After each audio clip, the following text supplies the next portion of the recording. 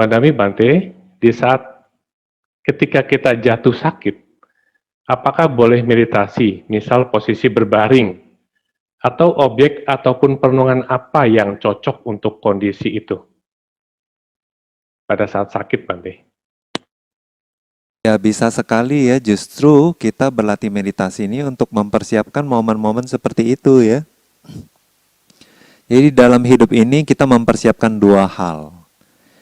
Yang satu mempersiapkan untuk kehidupan ini, ya. Nah itu seperti bermata pencarian, sekolah. Nah itu semua untuk manfaat kehidupan ini.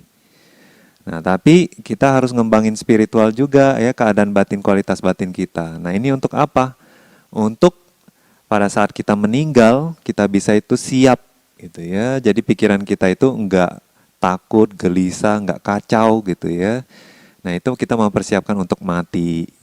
Dan juga kita mempersiapkan untuk di kehidupan mendatang gitu. Karena misalnya kita percaya di kehidupan mendatang akan ada kehidupan yang baru. Nah kalau dari sekarang enggak kita kondisikan, maka sebab akibat ya, kalau sekarang nggak ada sebab, maka di kehidupan mendatang akibatnya juga nggak bagus gitu. Jadi dari sekarang kita itu memang hidup itu mengembangkan dua hal, ya. Satu untuk kehidupan ini, terus yang berikutnya adalah untuk menghadapi kematian dan kehidupan mendatang gitu ya.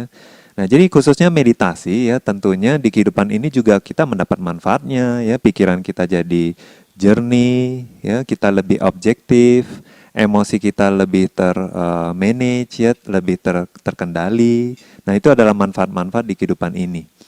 Nah, tapi ya, pikiran kita ini kan terkondisi oleh dua hal nih, internal dan eksternal ya. Nah, kadang karena fisik kita ya lemah atau jadi sakit, batin kita itu jadi terganggu, ya, jadi lemot ya, jadi tumpul gitu. Biasanya itu terjadi ya. Atau kadang malah jadi moody ya. Kadang kita sakit, kita jadi cepat kesel gitu. Nah, terus kadang ya itu karena eksternal ya. Eksternal itu misalnya karena di luar berisik, jadi kita jadi stres gitu ya. Nah, jadi apapun itu ya, internal maupun eksternal ya. Kalau yang eksternal itu sungguh-sungguh di luar kendali kita ya. Ya mungkin kita bisa, misalnya kalau di luar berisik, kita masih bisa bikin ruangan kita kedap dan lain-lain gitu ya. Nah tapi misalnya kalau di momen kematian kita misalnya, objek eksternal itu udah di luar kendali kita ya.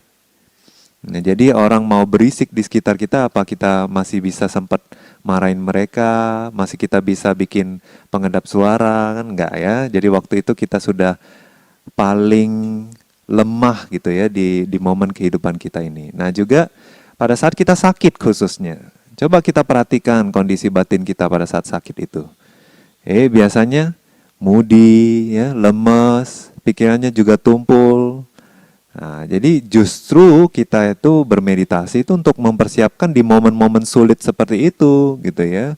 Jadi bukan saat senang aja kita itu butuh meditasi, tapi justru meditasi itu yang tabungan kita untuk menghadapi penderitaan-penderitaan itu, gitu. Nah, jadi waktu kita misalnya sudah terlanjur sakit nih, tapi belum sempat meditasi, belum sempat ahli bermeditasi gitu ya, ya apa boleh buat gitu. Yang bisa kita lakukan apa? Yang terbaik itu aja. Misalnya kalau memang konsentrasi nafas itu yang paling sering kita latih, ya, kita bisa renungkan nafas gitu ya. Perhatiin nafas sebisa mungkin aja jadi, karena fisiknya sendiri sudah tidak mampu gitu ya. Orang dulu kita waktu sehat aja kita nggak mampu misalnya fokus ke nafas gitu ya, apalagi waktu kita sakit ya enggak.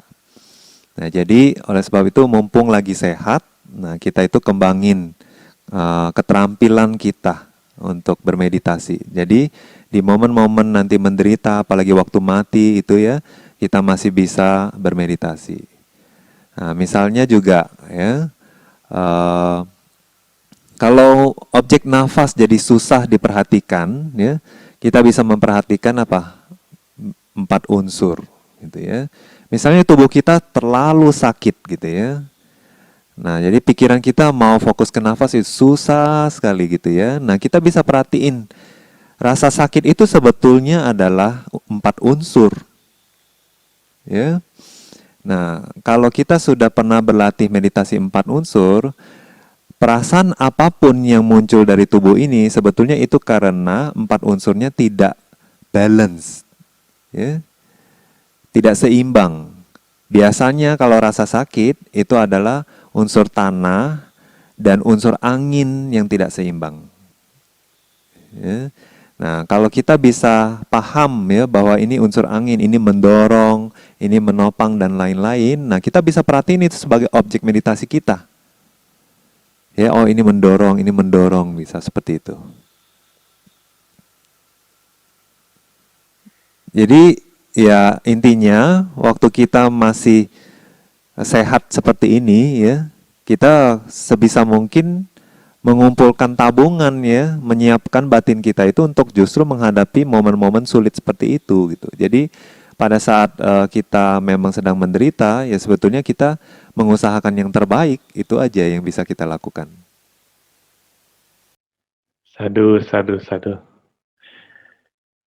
Kalau Nita, mumpung kita masih sehat, kuat, ayo semangat menabung kebajikan. Latih meditasi. Semangat. Terima kasih Bante.